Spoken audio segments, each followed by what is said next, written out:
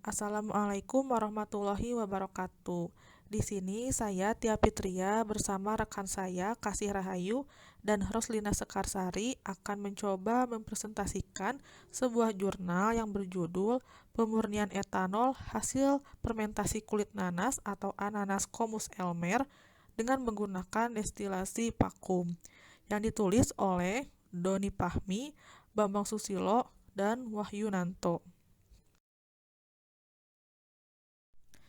Baik, langsung saja.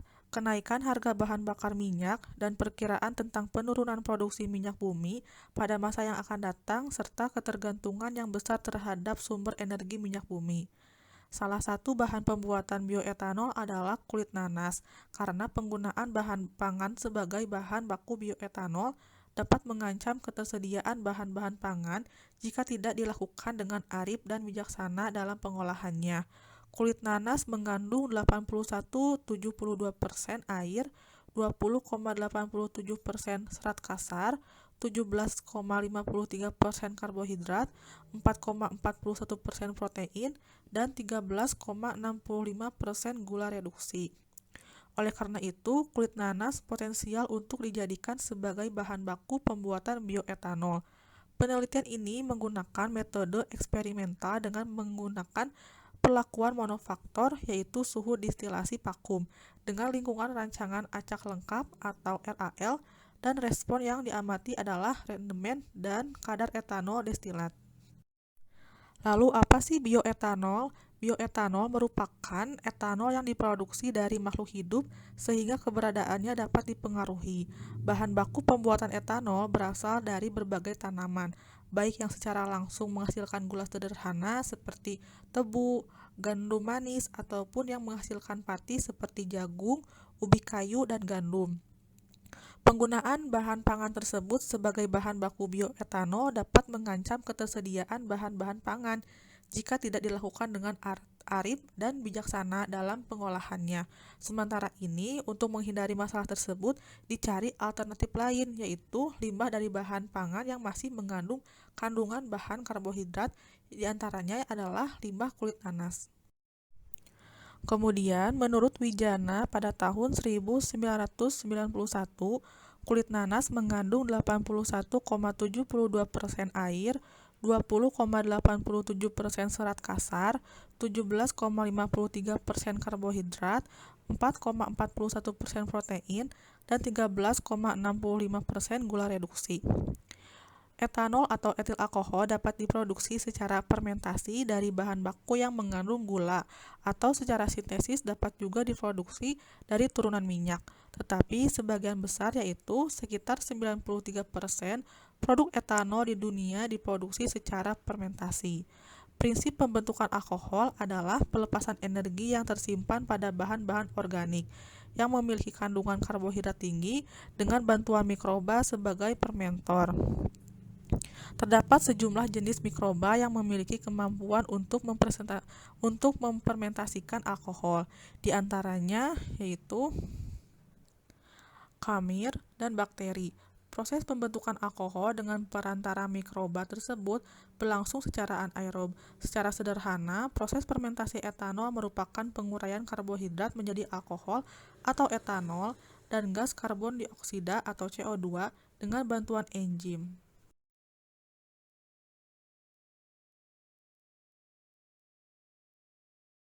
Selanjutnya yaitu alat dan bahan.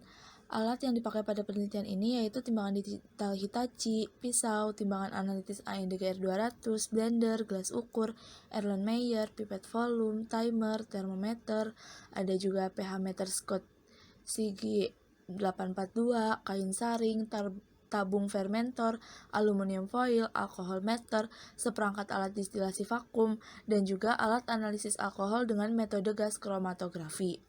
Dan sedangkan bahannya ada limbah kulit nanas, ragi roti, merek dagang Vermipa, NaOH, HCl, dan juga Aquades. Kemudian masuk ke metode penelitian. Yang pertama yaitu pembuatan larutan fermentasi. Pertama-tama timbang 80 gram limbah kulit nanas lalu dipotong kecil-kecil. Tambahkan Aquades 160 ml lalu dihancurkan dengan blender.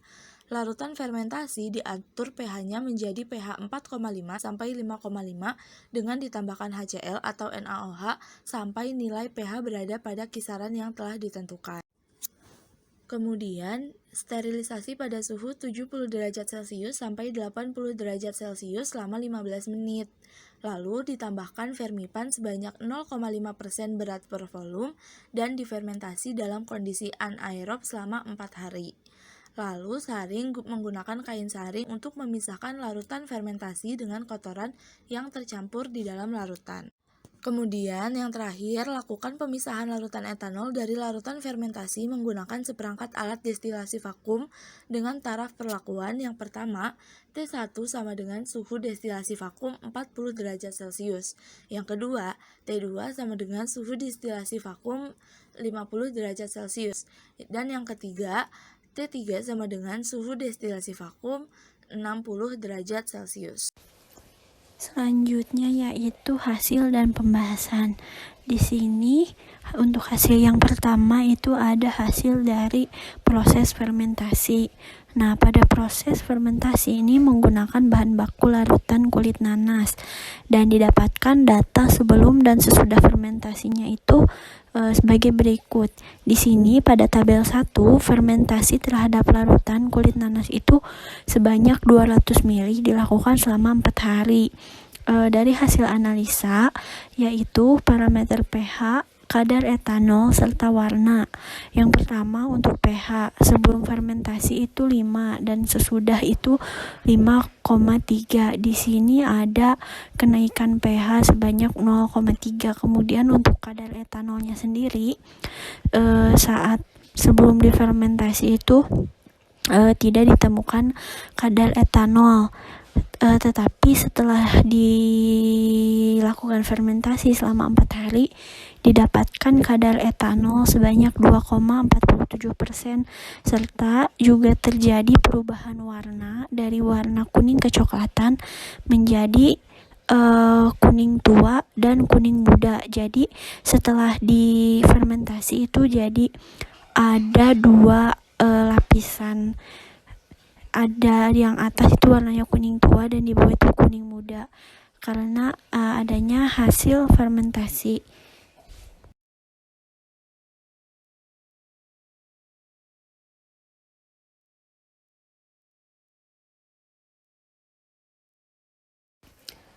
Lalu yang kedua itu kadar etanol destilat. Nah, di sini bisa kita lihat pada grafik yang kedua itu pengaruh suhu destilasi terhadap kadar etanol destilat. Nah, di sini destilasi vakum itu dia berpengaruh kepada kadar etanol yang dihasilkan. Di sini terdapat penurunan kadar etanol destilat di suhu 60 derajat Celcius. Nah, kenapa bisa terjadi penurunan kadar etanol? Karena semakin tinggi suhunya, maka semakin banyak pula fase cair lain yang diuapkan tapi selain etanol yang ikut teruapkan pada proses destilasinya itu berlangsung. Kemudian kadar etanol destilatnya ini diperoleh dalam penelitian itu masih rendah, kurang lebih 21,25%. Dengan suhu itu paling banyak di suhu 50 derajat Celcius itu paling banyak mencapai kadar etanolnya 21,25% maksudnya. Kemudian jika akan digunakan untuk bahan bakar itu kurang lebih etanol yang digunakan itu harus kadarnya 99,5% atau bahkan lebih. Kemudian yang ketiga itu ada volume destilat. Nah, di sini pada grafik 3 atau gambar nomor 3 itu ada pengaruh suhu terhadap volume destilat. Nah, bisa kita lihat pada suhu 40 derajat Celcius itu volume destilat yang diperolehnya 0,66 mili. Nah, sedangkan pada suhu 50 derajat Celcius volume destilatnya ini mengalami peningkatan menjadi 1500 mili dan pada suhu destilasi vakum 600 derajat Celcius itu mengalami peningkatan kembali menjadi 2333 mili. Nah, ketiganya ini menggunakan waktu destilasi vakum yang sama, yaitu 3 jam. Nah, nilai rata-rata volume destilatnya ini mengalami peningkatan seiring dengan semakin ditingkatkan pula suhu destilasi vakumnya. Nah, hal ini karena semakin tinggi suhu destilasi vakum yang kita gunakan, maka semakin banyak fase cair yang menguap kemudian terkondensasi sehingga semakin meningkat volume destilat yang diperoleh.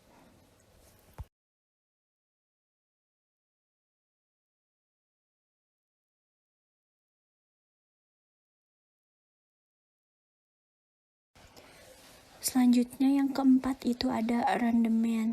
Nah, di sini pada gambar 4 atau pada grafik 4 itu ada pengaruh suhu destilasi vakum terhadap rendemen. Di sini menunjukkan semakin tinggi suhunya, semakin besar pula rendemennya.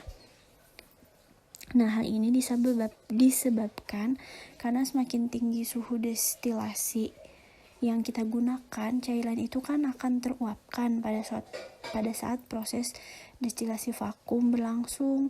Nah, secara bersamaan akan semakin banyak pula uap yang dihasilkan. Nah, selanjutnya itu akan terkondensasi menjadi etanol destilat yang ada di dalam wadah penampung.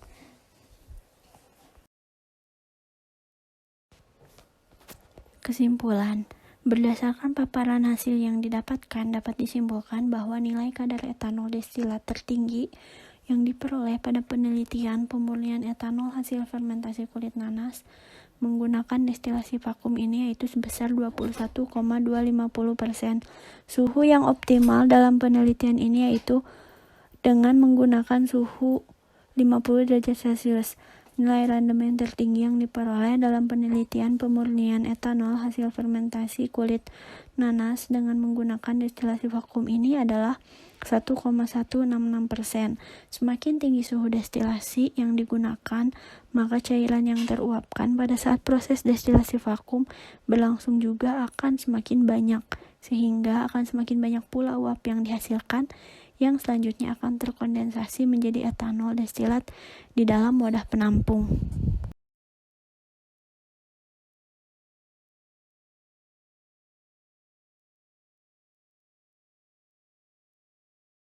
Nah, sekian yang dapat kami paparkan, kurang lebihnya mohon maaf. Terima kasih atas perhatiannya. Wassalamualaikum warahmatullahi wabarakatuh.